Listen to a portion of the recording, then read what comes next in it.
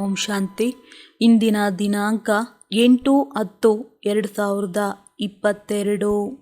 ಮಧುರ ಮಕ್ಕಳೇ, ನಿಮ್ಮದು ಬುದ್ಧಿಯ ವಿದ್ಯೆಯಾಗಿದೆ. ಬುದ್ಧಿಯನ್ನು ಶುದ್ಧವನ್ನಾಗಿ ಮಾಡಿಕೊಳ್ಳಲು ಪ್ರವೃತ್ತಿಯಲ್ಲಿ ಬಹಳ ಯುಕ್ತಿಯಿಂದ ನಡೆದುಕೊಳ್ಳಬೇಕು. ತಿನ್ನುವುದು ಕುಡಿಯುವುದರ ಪಥ್ಯ ಇಟ್ಟುಕೊಳ್ಳಬೇಕು. ಪ್ರಶ್ನೆ: ಈಶ್ವರನ ಕಾರೋಬಾರ್ ಬಹಳ ವಿಚಿತ್ರ ಹಾಗೂ ಗುಪ್ತವಾಗಿದೆ, ಹೇಗೆ? ಉತ್ತರ: ಪ್ರತಿಯೊಬ್ಬರ ಕರ್ಮದ ಲೆಕ್ಕಾಚಾರವನ್ನು ಸಮಾಪ್ತಿ ಮಾಡಿಸುವ ಕಾರೋಬಾರ್ ಬಹಳ ವಿಚಿತ್ರ ಹಾಗೂ ಗುಪ್ತವಾಗಿದೆ. ಯಾರು ಎಷ್ಟೇ ತಮ್ಮ ಪಾಪ ಕರ್ಮವನ್ನು ಮುಚ್ಚಿಡಲು ಪ್ರಯತ್ನ ಮಾಡಿದರೂ ಮುಚ್ಚಿಡಲು ಸಾಧ್ಯವಿಲ್ಲ. ಶಿಕ್ಷೆಯನ್ನು ಖಂಡಿತ ಭೋಗಿಸಬೇಕಾಗುತ್ತದೆ. ಪ್ರತಿಯೊಬ್ಬರ ಖಾತೆ ಮೇಲಿರುತ್ತದೆ. ಆದ್ದರಿಂದ ತಂದೆ ಹೇಳುತ್ತಾರೆ, ತಂದೆಯವರಾದ ನಂತರ ಯಾವುದಾದರೂ ಪಾಪ ಆಗಿದ್ದೇ ಆದರೆ ಸತ್ಯವನ್ನೇ ತಿಳಿಸುವುದರಿಂದ ಅರ್ಧ ಪಾಪ ಸಮಾಪ್ತಿ ಆಗಿಬಿಡುತ್ತದೆ. ಶಿಕ್ಷೆಗಳು ಕಡಿಮೆಯಾಗುತ್ತದೆ.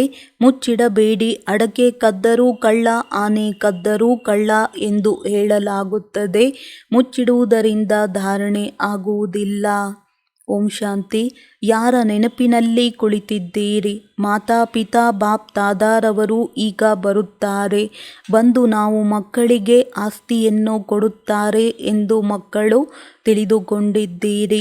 ತಂದೆಯಿಂದ ನಾವು ಪುನಃ 5000 ವರ್ಷದ ಹಿಂದಿನಂತೆ ಸ್ವರ್ಗದ ಆಸ್ತಿಯನ್ನು ಪಡೆದುಕೊಳ್ಳುತ್ತಿದ್ದೇವೆ. ಇದಂತೂ ಎಲ್ಲರ ಹೃದಯದಲ್ಲಿ ಇದೆಯಲ್ಲವೇ? ಈಗ ನರಕರೂಪಿ ಕಾಡಿಗೆ ಬೆಂಕಿ ಬೀಳುವುದಿದೆ. ನಿಮಗೆ ಈ ಪ್ರಪಂಚದವರೊಂದಿಗೆ ಯಾವುದೇ ಸಂಬಂಧವಿಲ್ಲ. ನಿಮ್ಮ ಜ್ಞಾನವೂ ಗುಪ್ತವಾಗಿದೆ. ಆಸ್ತಿಯೂ ಸಹ ಗುಪ್ತವಾಗಿದೆ. ಲೌಕಿಕ ತಂದೆಯ ಆಸ್ತಿಯಂತೂ ಪ್ರತ್ಯಕ್ಷವಾಗುತ್ತದೆ. ಇದು ತಂದೆಯ ಆಸ್ತಿಯಾಗಿದೆ. ಅದನ್ನು ಕಣ್ಣಿನಿಂದ ನೋಡಬಹುದು. ತಂದೆಯನ್ನು ನೋಡಬಹುದು ಮತ್ತು ಆಸ್ತಿಯನ್ನು ಸಹ ನೋಡಬಹುದು. ಈಗ ನಮ್ಮ ಆತ್ಮನೂ ಸಹ ಗುಪ್ತವಾಗಿದೆ. ಈ ಕಣ್ಣಿಂದ ಆತ್ಮನನ್ನು ನೋಡಲು ಸಾಧ್ಯವಿಲ್ಲ. ಪರಮಾತ್ಮನನ್ನು ಸಹ ನೋಡಲು ಸಾಧ್ಯವಿಲ್ಲ. ಲೌಕಿಕ ಸಂಬಂಧದಲ್ಲಿ ತಮ್ಮನ್ನು ಶರೀರ ಎಂದು ತಿಳಿದು ಶರೀರವನ್ನು ಈ ಕಣ್ಣಿಂದ ನೋಡುತ್ತಾರೆ ಹಾಗೂ ಶರೀರ ಕೊಡುವಂಥ ತಂದೆಯನ್ನೂ ಸಹ ನೋಡುತ್ತಾರೆ. ಟೀಚರ್ ಗುರುವನ್ನೂ ಸಹ ನೋಡುತ್ತಾರೆ. ಇಲ್ಲಾದರೆ ತಂದೆ, ಟೀಚರ್, ಗುರು ಎಲ್ಲರೂ ಗುಪ್ತವಾಗಿದ್ದಾರೆ. ಮಕ್ಕಳಿಗೆ ಗೊತ್ತಿದೆ, ನಾವಾತ್ಮರಿಗೆ ಈಗ ಜ್ಞಾನದ 3ನೇ ನೇತ್ರ ಸಿಕ್ಕಿದೆ. ಮುಂಚೆ 3ನೆಯ ನೇತ್ರ ಇರಲಿಲ್ಲ. ಆತ್ಮ ಮಲಗಿಬಿಟ್ಟಿತು. ಈಗ ಆತ್ಮನನ್ನು ಜಾಗೃತ ಮಾಡಲಾಗುತ್ತದೆ. ಅಂದಾಗ ಆತ್ಮವೂ ಸಹ ಗುಪ್ತವಾಗಿದೆ. ಹೇಗೆ ಆತ್ಮ ಬಂದು ಶರೀರದಲ್ಲಿ ಪ್ರವೇಶ ಮಾಡುತ್ತದೋ ಹಾಗೆಯೇ ಪರಮಾತ್ಮನೂ ಸಹ ಈ ಶರೀರದಲ್ಲಿ ಬ್ರಹ್ಮರವರಲ್ಲಿ ಬಂದು ನಮ್ಮನ್ನು ಮತ್ತೆ ಸ್ವರ್ಗಕ್ಕೆ ಮಾಲೀಕರನ್ನಾಗಿ ಮಾಡುತ್ತಿದ್ದಾರೆ. ಬುದ್ಧಿಯೂ ಸಹ ನಾವು ಅನೇಕ ಬಾರಿ ತಂದೆಯಿಂದ ಆಸ್ತಿಯನ್ನು ಅರ್ಧಕಲ್ಪಕ್ಕಾಗಿ ಪಡೆದುಕೊಂಡಿದ್ದೇವೆಂದು ಹೇಳುತ್ತದೆ. ಮತ್ತೆ ಅರ್ಧಕಲ್ಪ ಕಳೆದುಕೊಳ್ಳುತ್ತೇವೆ. ಈಗ ಪುನಃ ಶ್ರೀಮತದ ಆಧಾರದ ಮೇಲೆ ನಮ್ಮ ರಾಜಧಾನಿಯನ್ನು ಸ್ಥಾಪನೆ ಮಾಡುತ್ತಿದ್ದೇವೆ. ಅವಶ್ಯವಾಗಿ ಆತ್ಮಾಭಿಮಾನಿ ಆಗಬೇಕಾಗಿದೆ. ಮೊದಲು ಆತ್ಮ, ನಂತರ ಶರೀರ. ಆತ್ಮ ಅವಿನಾಶಿ, ತಂದೆಯೂ ಸಹ ಅವಿನಾಶಿಯಾಗಿದ್ದಾರೆ. ತಂದೆ ಯಾವ ಶರೀರದ ಆಧಾರ ಪಡೆದುಕೊಳ್ಳುತ್ತಾರೋ ಅದು ವಿನಾಶಿಯಾಗಿದೆ. ಈ ಶರೀರದಲ್ಲಿ ಬಂದು ಮಕ್ಕಳೇ ಮಕ್ಕಳೇ ಎಂದು ಕರೆಯುತ್ತಾರೆ ಹಾಗೂ ನಾನು ಆತ್ಮನಾಗಿದ್ದೇನೆ. ದೈವಿ ಸತ್ಯಯುಗಿ ಸ್ವರಾಜ್ಯವನ್ನು ಪಡೆಯಲು ಪುರುಷಾರ್ಥ ಮಾಡಬೇಕೆಂದು ಸ್ಮೃತಿ ಕೊಡಿಸುತ್ತಾರೆ. ಪೂರ್ಣ ಪುರುಷಾರ್ಥ ಮಾಡಬೇಕಾಗಿದೆ. ಸತ್ಯಯುಗದಲ್ಲಿ ಕೇವಲ ನಿಮ್ಮ ರಾಜ್ಯವೇ ಇರುವುದು. ನೀವು ರಾಜ್ಯ ಮಾಡುತ್ತಿದ್ದೀರಿ. ಮತ್ತೆ ಪುನರ್ಜನ್ಮವಂತೂ ಪಡೆದುಕೊಳ್ಳಬೇಕಾಗುತ್ತದೆ. ಯಾರು ಶ್ರೀಕೃಷ್ಣ ವಂಶದವರು ಅಥವಾ ದೈವಿ ಕುಲದವರು ಆಗಿದ್ದರೋ ಅವರೇ ಪುನಃ ಬರುತ್ತಾರೆ. ಮತ್ಯಾರೂ ಇರುವುದಿಲ್ಲ. ಚಂದ್ರವಂಶಿ ಕುಲವೂ ಸಹ ಇರುವುದಿಲ್ಲ. ಇದು ಬಹಳ ಸಹಜ ಮಾತಾಗಿದೆ. ಸತ್ಯಯುಗದಲ್ಲಿ ಬೇರೆ ಯಾವುದೇ ಧರ್ಮ ಇರಲಿಲ್ಲ. ಈಗಂತೂ ಅನೇಕ ಧರ್ಮಗಳಿದೆ, ಪರಸ್ಪರ ಜಗಳ ಮಾಡುತ್ತಿರುತ್ತಾರೆ. ಸತ್ಯಯುಗದಲ್ಲಿ ಒಂದೇ ಧರ್ಮ ಇರುವ ಕಾರಣ ಯಾವುದೇ ಏರುಪೇರು ಇರುವುದಿಲ್ಲ.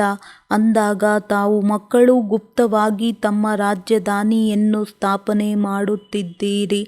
ಪ್ರತಿಯೊಬ್ಬರೂ ನಮ್ಮ ರಾಜಧಾನಿಯಲ್ಲಿ ಶ್ರೇಷ್ಠ ಪದವಿಯನ್ನು ಪಡೆಯಲು ಪುರುಷಾರ್ಥ ಮಾಡುತ್ತಿದ್ದೇವೆ ಎಂದು ಹೇಳುತ್ತಾರೆ. ಅಂದ ಮೇಲೆ ಅಂತಹ ಧೈರ್ಯವೂ ಸಹ ಬೇಕಾಗಿದೆ. ತಮ್ಮ ಹೆಸರೇ ಶಿವಶಕ್ತಿಯಾಗಿದೆ. ಹುಲಿಯ ಮೇಲೆ ಯಾವುದೇ ಸವಾರಿ ಇರುವುದಿಲ್ಲ, ಕೇವಲ ಮಹಿಮೆಯನ್ನು ತೋರಿಸಿದ್ದಾರೆ. ಆದ್ದರಿಂದ ಶಕ್ತಿಯರನ್ನು ಹುಲಿಯ ಮೇಲೆ ಕೂರಿಸುತ್ತಾರೆ. ನೀವು ಯಾವುದೇ ಹುಲಿಯ ಮೇಲೆ ಕುಳಿತುಕೊಳ್ಳುವುದಿಲ್ಲ.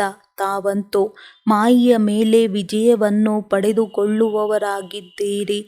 ಇಂತಹ ಶಕ್ತಿಯನ್ನು ತೋರಿಸುತ್ತೀರಿ. ಆ ಕಾರಣ ಶಿವಶಕ್ತಿ ಸೇನೆ ಎಂದು ಹೆಸರು ಇಡಲಾಗಿದೆ. ತಮ್ಮಲ್ಲಿ ಅಣ್ಣಂದಿರೂ ಸಹ ಇದ್ದಾರೆ, ಆದರೆ ಹೆಚ್ಚಾಗಿ ಮಾತೆಯರೂ ಇದ್ದಾರೆ.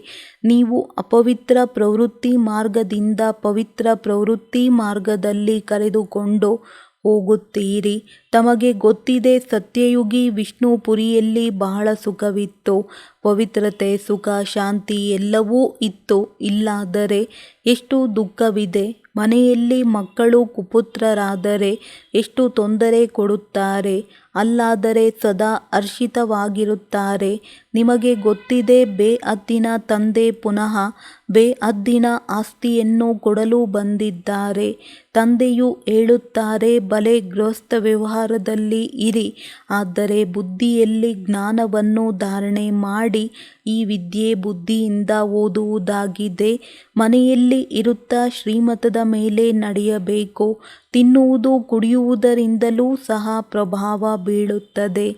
ಆದ್ದರಿಂದ ಯುಕ್ತಿಯಿಂದ ನಡೆದುಕೊಳ್ಳಬೇಕು. ಪ್ರತಿಯೊಬ್ಬರ ಕರ್ಮ ಬಂಧನ ತಮ್ಮದಾಗಿರುತ್ತದೆ.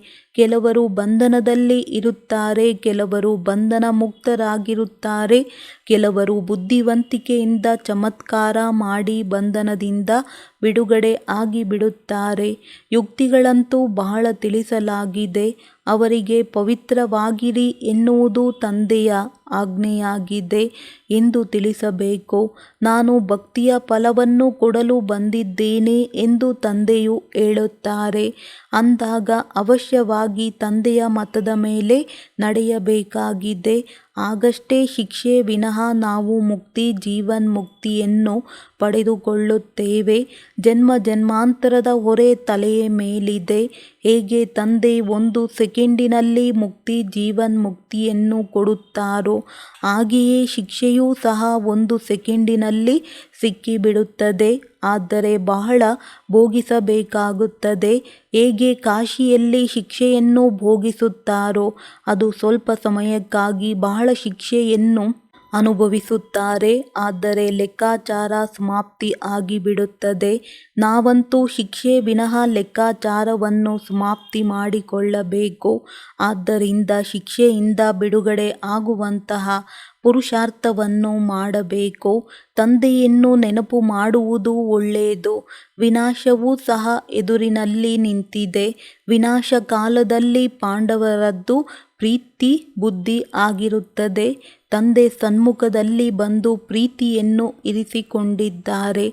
ಬಾಕಿ ಅನ್ಯರ ಜೊತೆ ಪ್ರೀತಿಯನ್ನು ಇಟ್ಟುಕೊಂಡು ಏನು ಮಾಡುತ್ತೀರಿ? ಅದೆಲ್ಲವೂ ಸಹ ಸಮಾಪ್ತಿಯಾಗುವುದಿದೆ. ಒಬ್ಬ ತಂದೆಯನ್ನು ನೆನಪು ಮಾಡುವ ತೀವ್ರ ಪುರುಷಾರ್ಥ ಮಾಡಬೇಕು. ಬಾಹ್ಯವಾಗಿ ಮಿತ್ರ ಸಂಬಂಧಿಕರನ್ನು ಕುಶಲ ಸಮಾಚಾರವನ್ನು ಕೇಳಲಾಗುತ್ತದೆ, ಆದರೆ ಆಂತರಿಕವಾಗಿ ಹೃದಯ ಒಬ್ಬ ತಂದೆಯ ಜೊತೆ ಇರಬೇಕು. ಶಾರೀರಿಕ ಪ್ರಿಯತಮೆಯರು ಮನೆಯಲ್ಲಿ ಇರುತ್ತಾ ಒಬ್ಬರಿಗೊಬ್ಬರು ನೆನಪು ಮಾಡುತ್ತಿರುತ್ತಾರೆ. ತಾವು ಶಿವಬಾಬನಿಗೆ ಪ್ರಿಯತಮೆಯರಾಗಿದ್ದೀರಿ. ಅವರು ತಮ್ಮ ಸನ್ಮುಖದಲ್ಲಿ ಇದ್ದಾರೆ.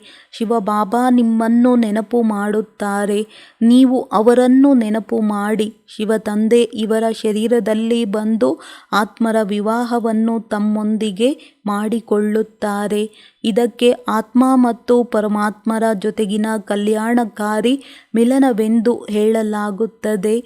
ನೀವು ಜ್ಞಾನಗಂಗೆಯರಾಗಿದ್ದೀರಿ. ಜ್ಞಾನಸಾಗರ ತಂದೆ ಒಬ್ಬರೇ ಆಗಿದ್ದಾರೆ. ತಂದೆಯನ್ನು ನೆನಪು ಮಾಡುವುದರಿಂದ ವಿಕರ್ಮ ವಿನಾಶವಾಗುತ್ತದೆ.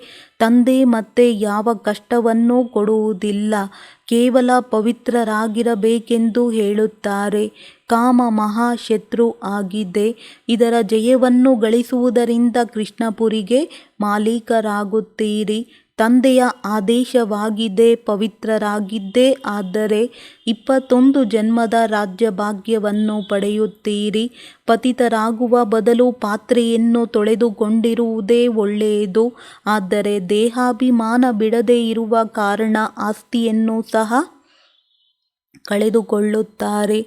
ನೋಡಿ ತಂದೆ ಎಷ್ಟು ಶ್ರೇಷ್ಠರಾಗಿದ್ದಾರೆ. ಪತಿತ ಪ್ರಪಂಚದಲ್ಲಿ ಪತಿತ ಶರೀರದಲ್ಲಿ ಬಂದಿದ್ದಾರೆ. ಶಿವ ತಂದೆಯನ್ನು ಸೋಮನಾಥ ಮಂದಿರದಲ್ಲಿ ಪೂಜಿಸುತ್ತಿದ್ದಾರೆ. ಅಂತಹ ತಂದೆ ನೋಡಿ ಈಗ ಎಷ್ಟು ಸಾಧಾರಣವಾಗಿ ಕುಳಿತಿದ್ದಾರೆ. ಈಗ ಪರಮಾತ್ಮ ಸ್ವಯಂ ಶಿಕ್ಷೆ ಕೊಡುತ್ತಿದ್ದಾರೆ. ಇದರ ಮೇಲೆ ನಡೆದುಕೊಂಡಿಲ್ಲವೆಂದರೆ ಪದವಿಗೆ ಗೆರೆ ಹಾಕಿಕೊಳ್ಳುತ್ತೀರಿ. ತಂದೆ ಹೇಳುತ್ತಾರೆ, ಪವಿತ್ರರಾಗಿ. ಈಗ ಎಲ್ಲರೂ ಭ್ರಷ್ಟಾಚಾರಿ ಆಗಿದ್ದಾರೆ. ಯಾರು ಪವಿತ್ರವಾಗಿರುತ್ತಾರೋ ಅವರಿಗೆ ಶ್ರೇಷ್ಠಾಚಾರಿ ಎಂದು ಕರೆಯಲಾಗುತ್ತದೆ. ಎಲ್ಲರನ್ನೂ ಶ್ರೇಷ್ಠಾಚಾರಿಗಳನ್ನಾಗಿ ಮಾಡಿ ಎಂದು ಸರ್ಕಾರವು ಸನ್ಯಾಸಿಗಳ ಗ್ರೂಪ್ ಮಾಡಿದೆ. ಆದರೆ ಶ್ರೇಷ್ಠಾಚಾರಿಗಳು ಇರುವುದೇ ಸತ್ಯಯುಗದಲ್ಲಿ. ಇಲ್ಲಿ ಇರಲು ಸಾಧ್ಯವಿಲ್ಲ.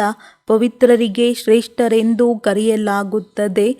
ಸನ್ಯಾಸಿಗಳು ಪವಿತ್ರವಾಗಿದ್ದಾರೆ, ಆದರೆ ಅವರ ಜನ್ಮ ಅಪವಿತ್ರತೆಯಿಂದ ತೆಗೆದುಕೊಳ್ಳುತ್ತಾರೆ. ಏಕೆಂದರೆ ಮಾಯೆಯ ರಾಜ್ಯವಾಗಿರುವುದರಿಂದ ಯಾರೂ ಯೋಗಬಲದಿಂದ ಜನ್ಮವನ್ನು ತೆಗೆದುಕೊಳ್ಳುವುದಿಲ್ಲ. ನಿಮ್ಮ ಹೃದಯ ಯಾವಾಗಲೂ ಸ್ವಚ್ಛವಾಗಿರಬೇಕೆಂದು ತಂದೆ ಮಕ್ಕಳಿಗೆ ತಿಳಿಸುತ್ತಾರೆ. ಸ್ವಲ್ಪವೂ ಅಹಂಕಾರ ಇರಬಾರದು. ಸಂಪೂರ್ಣ ಬಡವರಾಗಿರುವುದು ಒಳ್ಳೆಯದು. ತಂದೆ ಬಡವರ ಬಂಧು. ವಾ ಬಡವರೇ ವಾ. ಬಡವರನ್ನು ಸಾಹುಕಾರರನ್ನಾಗಿ ಮಾಡಬೇಕಾಗಿದೆ. ತಂದೆಯು ಹೇಳುತ್ತಾರೆ, ಭಾರತವನ್ನು ಬಡವರಿಂದ ಸಾಹುಕಾರರನ್ನಾಗಿ ಮಾಡುತ್ತೇನೆ. ಭಾರತವಾಸಿಗಳೇ ಆಗುತ್ತಾರೆ. ಯಾರು ಶ್ರೀಮತದಂತೆ ನಡೆಯುತ್ತಾರೋ ಅವರೇ ಆಗುತ್ತಾರೆ. ಅವರೇ ಸ್ವರ್ಗಕ್ಕೆ ಮಾಲೀಕರಾಗಲು ಸಾಧ್ಯ. ಕೃಷ್ಣಪುರಿ ಅಥವಾ ಸ್ವರ್ಗದ ಮಾಲೀಕರಾಗಲು ತಂದೆ ಸಹಜ ರಾಜಯೋಗವನ್ನು ಕಲಿಸುತ್ತಾರೆ. ತಂದೆ ಆದೇಶವಾಗಿದೆ, ಪವಿತ್ರರಾಗಿ. ಮನುಷ್ಯರನ್ನು ನಾವು ಗುರುಗಳೆಂದು ಒಪ್ಪುವುದಿಲ್ಲ. ಪವಿತ್ರತೆಯ ಮೇಲೆ ಬಹಳ ಜಗಳಗಳು ಆಗುತ್ತದೆ. ಕೆಲವರಿಗೆ ಹೊಡೆತಗಳು ಬೀಳುತ್ತವೆ. ಮನೆಯಿಂದ ಹೊರಗಡೆ ಹಾಕುತ್ತಾರೆ. ಅಂದಾಗ ಅವರು ಏನು ಮಾಡುತ್ತಾರೆ? ಅಂಥವರಿಗೆ ತಂದೆ ತನ್ನ ಬಳಿ ಆಶ್ರಯ ಕೊಡುತ್ತಾರೆ. ಆದರೆ ತಂದೆಯ ಬಳಿ ಬಂದು ಸಂಬಂಧಿಗಳನ್ನು ನೆನಪು ಮಾಡಿದ್ದೇ ಆದರೆ ಬಹಳ ನಷ್ಟ ಮಾಡಿಕೊಳ್ಳುತ್ತಾರೆ. ನಂತರ ಎರಡೂ ಕಡೆಯಿಂದ ಹೊರಹೋಗುತ್ತಾರೆ. ಯಾರಿಗೆ ಜ್ಞಾನದ ಧಾರಣೆ ಆಗುವುದಿಲ್ಲ ಅವರು ಸುಧಾರಣೆ ಹೊಂದುವುದಿಲ್ಲ. ಹಳೆಯ ನಡತೆಯನ್ನೇ ನಡೆಯುತ್ತಿರುತ್ತಾರೆ. ಇಲ್ಲಿ ಯಾವುದೇ ಪಾಪವನ್ನು ಮಾಡಬಾರದು. ನೀವು ಪುಣ್ಯಾತ್ಮರಾಗಬೇಕಾಗಿದೆ. ಶ್ರೀಮತದ ಆಧಾರದ ಮೇಲೆ ತಮ್ಮೊಂದಿಗೆ ತಾವೇ ಕೇಳಿಕೊಳ್ಳಿ, ಇದು ಪಾಪವೋ ಅಥವಾ ಪುಣ್ಯವೋ ಎಂದು ತಂದೆ ತಿಳಿಸುತ್ತಾರೆ. ಏನೆಲ್ಲ ಪಾಪ ಮಾಡಿದ್ದೀರೋ ಅದನ್ನು ತಂದೆಗೆ ತಿಳಿಸುವುದರಿಂದ ಅರ್ಧ ಪಾಪ ಅಳಿಸಿ ಹೋಗುತ್ತದೆ. ಅನೇಕ ಮಕ್ಕಳು ನಾವು ಈ ರೀತಿ ಮಾಡಿದೆವು ಎಂದು ಹೇಳುತ್ತಾರೆ. ಇಂಥವರಿಂದ ನಾವು ಪತಿತರಾದೆವು ಎಂದು ಹೇಳುತ್ತಾರೆ. ತಂದೆಗೆ ಇವರು ಎಷ್ಟು ವಿಕರ್ಮ ಮಾಡಿದ್ದಾರೆಂದು ತಿಳಿಯುತ್ತದೆ. ಯಾವುದೇ ಪಾಪವನ್ನು ಮಾಡಬೇಡಿ ಎಂದು ಹೇಳುತ್ತಾರೆ. ಇಲ್ಲವೆಂದರೆ ಧರ್ಮರಾಜಪುರಿಯಲ್ಲಿ ಸಾಕ್ಷಾತ್ಕಾರ ಮಾಡಿಸಿ, 100ಕ್ಕೆ 100 ಪಟ್ಟು ಶಿಕ್ಷೆಯಾಗುತ್ತದೆ. ನೀವು ಇಂತಿಂತಹ ಪಾಪವನ್ನು ಮಾಡಿ ಮುಚ್ಚಿಡುತ್ತಿದ್ದೀರಿ. ಆದರೆ ಮುಚ್ಚಿಡಲು ಸಾಧ್ಯವಿಲ್ಲ. ತಂದೆಗಂತೂ ಚೆನ್ನಾಗಿ ತಿಳಿಯುತ್ತದೆ. ಧರ್ಮರಾಜನ ಬಳಿ ಎಲ್ಲ ಖಾತೆ ಇರುತ್ತದೆ. ಈಶ್ವರಿಯ ಕಾರೋಬಾರ್ ಬಹಳ ಅದ್ಭುತವಾದದ್ದು ಮತ್ತು ಗುಪ್ತವಾದದ್ದು. ಇವರು ಅವಶ್ಯವಾಗಿ ಪಾಪ ಪಾಪ ಮಾಡಿದ್ದಾರೆ. ಆದ್ದರಿಂದ ತುಂಬ ಕೆಟ್ಟ ಮನೆಯಲ್ಲಿ ಜನ್ಮ ಸಿಗುತ್ತದೆ ಎಂದು ಹೇಳುತ್ತಾರಲ್ಲವೇ. ಮೇಲೆ ಖಾತೆಯಂತೂ ಇದೆ, ಅದರಲ್ಲಿ ಎಲ್ಲವೂ ಜಮಾ ಆಗುತ್ತಿರುತ್ತದೆ. ಈಗ ಖಾತೆ ಇಲ್ಲೇ ಇರುವುದರಿಂದ ತಂದೆ ತಿಳಿಸುತ್ತಿರುತ್ತಾರೆ, ಮಕ್ಕಳೇ, ಈಗ ಯಾವುದೇ ಪಾಪವನ್ನು ಮಾಡಬೇಡಿ. ಅಡಕೆ ಕದ್ದರೂ ಕಳ್ಳ, ಆನೆ ಕದ್ದರೂ ಕಳ್ಳ ಎಂದು ಕರೆಯಲಾಗುತ್ತದೆ. ನಾವು ಬಹಳ ದೊಡ್ಡ ಪಾಪವನ್ನು ಮಾಡುತ್ತಿದ್ದೇವೆ, ನಂತರ ಪದವಿ ಭ್ರಷ್ಟರಾಗುತ್ತೇವೆ ಎಂಬುದನ್ನು ತಿಳಿದುಕೊಳ್ಳಬೇಕು. ಧಾರಣೆ ಆಗಲಿಲ್ಲವೆಂದರೆ ಈಶ್ವರಿಯ ಸೇವೆಯನ್ನು ಮಾಡಲು ಸಾಧ್ಯವಿಲ್ಲ. ಅನ್ಯರಿಗೂ ಕಲ್ಯಾಣ ಮಾಡಬೇಕಾಗಿದೆ. ಸಮಯವನ್ನು ಹಾಳು ಮಾಡಿ ಪಾಪವನ್ನು ಮಾಡುತ್ತಿದ್ದರೆ ಪದವಿ ಭ್ರಷ್ಟರಾಗಬೇಕಾಗುತ್ತದೆ. ನಂತರ ಕಲ್ಪಾಂತರಕ್ಕಾಗಿ ಅದೇ ಪದವಿ ಸಿಗುತ್ತದೆ. ಆದ್ದರಿಂದ ಎಷ್ಟು ಸಾಧ್ಯವೋ ಅಷ್ಟು ಪುರುಷಾರ್ಥ ಮಾಡಿ ತಂದೆಯ ಬಳಿ ಏಕೆ ಬಂದಿದ್ದೀರಿ ಎಂದು ಕೇಳಲಾಗುತ್ತದೆ. ಅದಕ್ಕೆ ಸೂರ್ಯವಂಶದ ರಾಜಧಾನಿಯ ಆಸ್ತಿಯನ್ನು ಪಡೆಯಲು ಬಂದಿದ್ದೇವೆ ಎಂದು ಹೇಳುತ್ತಾರೆ. ಅಂದಾಗ ಶ್ರೀಮತದ ಮೇಲೆ ನಡೆಯಬೇಕಲ್ಲವೇ. ತನ್ನನ್ನು ತಾನು ನೋಡಿಕೊಳ್ಳಬೇಕು. ನನ್ನಿಂದ ಯಾವುದೇ ಕೆಟ್ಟ ಕರ್ಮ ಪಾಪಕರ್ಮ ಆಗುತ್ತಿಲ್ಲವೇ. ಇಲ್ಲವೆಂದರೆ 100 ಪಟ್ಟು ದಂಡ ತೆರಬೇಕಾಗುತ್ತದೆ. ನಂತರ ದಾಸದಾಸಿಯರು ಆಗಬೇಕಾಗುತ್ತದೆ. ಅದಕ್ಕೋಸ್ಕರ ಇಲ್ಲಿಗೆ ಬಂದಿರುವುದೇ. ಮೊಮ್ಮ ಬಾಬಾ ಎಂದು ಹೇಳುತ್ತೀರೆಂದರೆ ನರನಿಂದ ನಾರಾಯಣರಾಗಬೇಕಲ್ಲವೇ. ಧಾರಣೆ ಇಲ್ಲದೆ ಪದವಿ ಹೇಗೆ ಸಿಗುತ್ತದೆ. ಮೊಮ್ಮ ಬಾಬಾ ಎಂದು ಹೇಳಿದರೂ ತಂದೆಯ ಸಿಂಹಾಸನದಲ್ಲಿ ಕುಳಿತುಕೊಳ್ಳಲಿಲ್ಲವೆಂದರೆ ಇವರು ಸರಿಯಾಗಿ ಓದಲಿಲ್ಲವೆಂದು ತಿಳಿಯುತ್ತದೆ. ಮೊಮ್ಮ ಬಾಬಾರವರು ನರನಿಂದ ನಾರಾಯಣ, ನಾರಿಯಿಂದ ಲಕ್ಷ್ಮಿ ಆಗುತ್ತಾರಲ್ಲವೇ. ನಿಮಗೂ ಸಹ ತಂದೆ ಓದಿಸುತ್ತಾರಲ್ಲವೇ. ಅಂದಾಗ ತಂದೆಯಿಂದ ಪೂರ್ಣ ಆಸ್ತಿಯನ್ನು ತೆಗೆದುಕೊಳ್ಳಬೇಕು. ಅನೇಕರು ಒಳಗೂ ಪಾಪವನ್ನು ಮಾಡುತ್ತಿರುತ್ತಾರೆ, ಹೇಳುವುದೇ ಇಲ್ಲ. ಎಷ್ಟು ಹೇಳಿದರೂ ಅದನ್ನು ಬಿಡುವುದೇ ಇಲ್ಲ. ಕಳ್ಳತನದ ಅಭ್ಯಾಸವಾಯಿತೆಂದರೆ ಕಳ್ಳತನ ಮಾಡದೆ ಸುಳ್ಳು ಹೇಳದೆ ಇರಲು ಸಾಧ್ಯವಾಗುವುದಿಲ್ಲ. ಸತ್ಯ ತಂದೆಯ ಜೊತೆ ಸತ್ಯವನ್ನೇ ಹೇಳಬೇಕು. ತಂದೆಗೆ ನಮ್ಮಿಂದ ಈ ರೀತಿಯ ಪಾಪ ಆಗಿದೆ, ಕ್ಷಮೆ ಮಾಡಿ ಎಂದು ಕೇಳಿಕೊಳ್ಳಬೇಕು. ಮಾಯೆ ಪಾಪವನ್ನು ಮಾಡಿಸಿ ಬಿಟ್ಟಿದೆ. ಆದರೂ ಸತ್ಯವನ್ನು ಹೇಳಿದ್ದೇ ಆದರೆ ಅರ್ಧ ಪಾಪವನ್ನು ಕ್ಷಮಿಸಲು ಸಾಧ್ಯವಿದೆ. ಇಲ್ಲವೆಂದರೆ ಪಾಪವು ವೃದ್ಧಿ ಆಗುತ್ತಾ ಇರುತ್ತದೆ. ಕೆಲವರು ವ್ಯಾಪಾರದಲ್ಲಿ ಪಾಪವಾಗುತ್ತದೆ ಎಂದು ಹೇಳುತ್ತಾರೆ. ವ್ಯಾಪಾರಸ್ಥರು ಪಾಪವನ್ನು ಮಾಡುತ್ತಾರೆ. ಆ ಪಾಪ ಕಡಿಮೆ ಆಗಲಿ ಎಂದು ದಾನ ಮಾಡಲು ಹಣ ತೆಗೆಯುತ್ತಾರೆ. ಪಾಪವನ್ನು ಮಾಡಿ ಪುಣ್ಯದಲ್ಲಿ ಹಣವನ್ನು ತೊಡಗಿಸುವುದು ಸಹ ಒಳ್ಳೆಯದಾಗಿದೆ. ಈ ತಂದೆ ಸ್ವರ್ಗದ ಸ್ಥಾಪನೆ ಮಾಡುತ್ತಾರೆ ಎಂದಾಗ ಎಲ್ಲವೂ ಪುಣ್ಯದಲ್ಲಿ ಹೊರಟು ಹೋಗುತ್ತದೆ. ದಾನ ಪುಣ್ಯ ಮಾಡುವಂಥವರಿಗಂತೂ ಫಲ ಸಿಗುತ್ತದೆ ಅಲ್ಲವೇ. ತಂದೆಯು ಪ್ರತಿಯೊಬ್ಬರಿಗೂ ತಿಳಿಸುತ್ತಾರೆ, ಮತವನ್ನು ಕೊಡುತ್ತಾರೆಂದರೆ ಮಕ್ಕಳು ಎಂದೂ ಸಹ ಇಂತಹ ಕರ್ಮವನ್ನು ಮಾಡಬಾರದು. ಆದರೆ ಮಾಯೆ ಬಿಡುವುದಿಲ್ಲ. ಒಳ್ಳೊಳ್ಳೆ ವಸ್ತುವನ್ನು ನೋಡಿದರೆಂದರೆ ತಕ್ಷಣ ತಿಂದು ಬಿಡುತ್ತಾರೆ, ಇಲ್ಲವೆಂದರೆ ಬಚ್ಚಿಟ್ಟುಕೊಳ್ಳುತ್ತಾರೆ. ಇಂತಹ ಪಾಪ ಕರ್ಮವನ್ನು ಮಾಡುವುದರಿಂದ ತನ್ನದೇ ಪದವಿಯನ್ನು ಭ್ರಷ್ಟ ಮಾಡಿಕೊಳ್ಳುತ್ತಾರೆ. ಕೆಲವು ಮಕ್ಕಳು ತಂದೆ ತಂದೆ ಎಂದು ಹೇಳಿ ನಂತರ ಕೈ ಬಿಟ್ಟು ಹೋಗುತ್ತಾರೆ. ಕೈ ಬಿಟ್ಟರೆಂದರೆ ಯಾವ ಸ್ಥಿತಿ ಬರುತ್ತದೆ. ಮಾಯೆ ಏಕ್ದಮ್ ತಿಂದು ಬಿಡುತ್ತದೆ. ನಂತರ ಅವರು ಕಾಸಿಗೂ ಬೆಲೆ ಇಲ್ಲದವರಾಗಿ ನಿರ್ಗತಿಕರಾಗುತ್ತಾರೆ. ನಂಬರ್ ವಾರಂತೂ ಇರುತ್ತಾರಲ್ಲವೇ. ಸುಖಧಾಮದಲ್ಲಿ ಕೆಲವರು ರಾಜ್ಯ ಮಾಡುತ್ತಾರೆ, ಕೆಲವರು ಸಾಧಾರಣವಾಗಿಯೇ ಇರುತ್ತಾರೆ. ದಾಸದಾಸಿಯರೂ ಸಹ ಇರುತ್ತಾರಲ್ಲವೇ.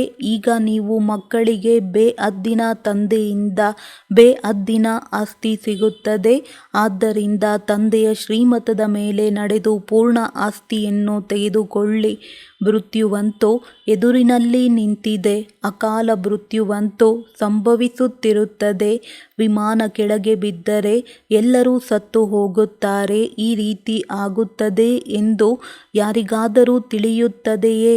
ಮೃತ್ಯು ತಲೆಯ ಮೇಲೆ ನಿಂತಿದೆ. ಆದ್ದರಿಂದ ಪ್ರಯತ್ನ ಮಾಡಿ ತಂದೆಯಿಂದ ಸಂಪೂರ್ಣ ಆಸ್ತಿಯನ್ನು ತೆಗೆದುಕೊಳ್ಳಬೇಕು. ಶ್ರೀಮತದ ಮೇಲೆ ಶರೀರ ನಿರ್ವಹಾರಾರ್ಥ ಕರ್ಮವನ್ನು ಮಾಡಿ ಜೊತೆಗೆ ಈ ಓದನ್ನು ಸಹ ಓದಿ ತಂದೆ ಯುಕ್ತಿಗಳನ್ನಂತೂ ತಿಳಿಸುತ್ತಾರೆ. ಪುರುಷಾರ್ಥ ಮಾಡಿ ಪವಿತ್ರರಾಗಬೇಕು. ಅಪವಿತ್ರರಾಗುವ ಬದಲು ಕಸ ಗುಡಿಸುವುದು, ಪಾತ್ರೆ ತೊಳೆಯುವುದೇ ಒಳ್ಳೆಯದು. ಆದರೆ ಆತ್ಮ ಅಭಿಮಾನಿಗಳು ಆಗಬೇಕಾಗುತ್ತದೆ. ಪವಿತ್ರತೆಗೆ ಮಾನ್ಯತೆಯಂತೂ ಇದೆಯಲ್ಲವೇ?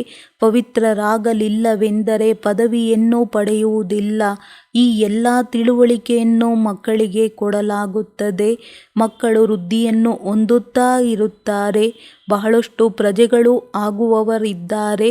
ಒಬ್ಬ ರಾಜನಿಗೆ ಸಾವಿರಾರು ಪ್ರಜೆಗಳು ಇರಬೇಕಲ್ಲವೇ? ರಾಜ ಆಗುವುದರಲ್ಲಿ ಪರಿಶ್ರಮವಿದೆ. ಮಧುರಾತಿ ಮಧುರ ಅಗಲಿ ಹೋಗಿ ಮರಳಿ ಸಿಕ್ಕಿರುವ ಮಕ್ಕಳ ಪ್ರತಿ ಮಾತಾಪಿತಾ ಬಾಪ್ ದಾದಾರವರ ನೆನಪು, ಪ್ರೀತಿ ಹಾಗೂ ಸುಪ್ರಭಾತ. ಆತ್ಮಿಕ ಮಕ್ಕಳಿಗೆ ಆತ್ಮಿಕ ತಂದೆಯ ನಮಸ್ತೆ. ಧಾರಣೆಗಾಗಿ ಮುಖ್ಯ ಸಾರ. ಈ ವಿನಾಶ ಕಾಲದಲ್ಲಿ ಹೃದಯದ ಪ್ರೀತಿ ಒಬ್ಬ ತಂದೆಯ ಮೇಲೆ ಇರಬೇಕು. ಒಬ್ಬರದೇ ನೆನಪಿನಲ್ಲಿ ಇರಬೇಕು. ಸತ್ಯ ತಂದೆಯ ಜೊತೆ ಸದಾ ಸತ್ಯವಾಗಿರಬೇಕು. ಏನನ್ನೂ ಮುಚ್ಚಿಡಬಾರದು. ಆತ್ಮಾಭಿಮಾನಿ ಆಗುವ ಪರಿಶ್ರಮ ಪಡಬೇಕು. ಎಂದು ಅಪವಿತ್ರರಾಗಬಾರದು. ವರದಾನ: ದುಃಖದ ಅಲೆಗಳಿಂದ ನ್ಯಾರ ಆಗಿ ಪ್ರಭು ಪ್ರೀತಿಯ ಅನುಭವ ಮಾಡುವಂತಹ ಖುಷಿಯ ಖಜಾನೆಯಿಂದ ಸಂಪನ್ನ ಭವ. ಸಂಗಮದ ಸಮಯ ದುಃಖದ ಅಲೆಗಳ ಎಷ್ಟೋ ಮಾತುಗಳು ಎದುರಿಗೆ ಬರುವುದು. ಆದರೆ ನಿಮ್ಮೊಳಗೆ ಆ ದುಃಖದ ಅಲೆ ದುಃಖಿಗಳನ್ನಾಗಿ ಮಾಡಬಾರದು. ಹೇಗೆ ಬೇಸಿಗೆಯ ಸಮಯದಲ್ಲಿ ಬಿಸಿಯಾಗುವುದು, ಆದರೆ ಸ್ವಯಂ ಅದರಿಂದ ರಕ್ಷಿಸಿಕೊಳ್ಳುವುದು ನಿಮ್ಮ ಮೇಲಿದೆ. ಆದ್ದರಿಂದ ದುಃಖದ ಮಾತು ಕೇಳುತ್ತಿದ್ದರೂ ಸಹ ಮನಸ್ಸಿನ ಮೇಲೆ ಅದರ ಪ್ರಭಾವ ಬೀಳಬಾರದು. ಯಾವಾಗ ಇಂತಹ ದುಃಖದ ಅಲೆಯಿಂದ ನ್ಯಾರ ಆಗುವಿರಿ, ಆಗ ಪ್ರಭುವಿನ ಪ್ಯಾರ ಆಗುವಿರಿ. ಯಾರು ಈ ರೀತಿ ನ್ಯಾರೆ ಮತ್ತು ಪರಮಾತ್ಮನೇ ಪ್ಯಾರೆ ಆಗಿದ್ದಾರೆ, ಅವರೇ ಖುಷಿಗಳ ಖಜಾನೆಯಿಂದ ಸಂಪನ್ನರಾಗಿರುತ್ತಾರೆ. ಸ್ಲೋಗನ್: ತ್ರಿಕಾಲದರ್ಶಿ ಹಾಗೂ ತ್ರಿನೇತ್ರಿ ಯಾರೆಂದರೆ ಯಾರು ಮಾಯೆಯ ಬಹುರೂಪಗಳನ್ನು ಸಹಜವಾಗಿ ಕಂಡು ಹಿಡಿದುಬಿಡುತ್ತಾರೆ ಅವರು. ಒಳ್ಳೆಯದು. ಓಂ ಶಾಂತಿ.